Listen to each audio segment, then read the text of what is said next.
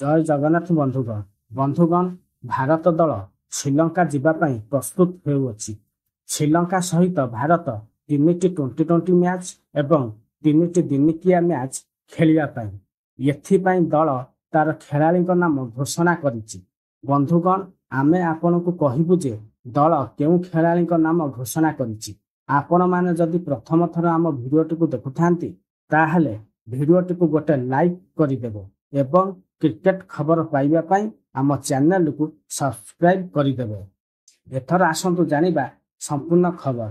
ବନ୍ଧୁଗଣ, ଭାରତ ଦଳ ସିରିଜ ଖେଳିବା ପାଇଁ ଶ୍ରୀଲଙ୍କା ଗସ୍ତ କରିବ। ପ୍ରଥମେ 3ଟି ଟି20 ଖେଳିବା ପରେ 3ଟି ଦିନିକିଆ ମ୍ୟାଚ୍ ଖେଳିବ। ଦଳ ଦିନିକିଆ ମ୍ୟାଚ୍ ପାଇଁ ଖେଳାଳିଙ୍କ ନାମ ଘୋଷଣା କରିଛି। ପ୍ରଥମ ଦିନିକିଆ ମ୍ୟାଚ୍ ଅଗଷ୍ଟ 2ରେ କଲମ୍ବୋରେ ଖେଳାଯିବ।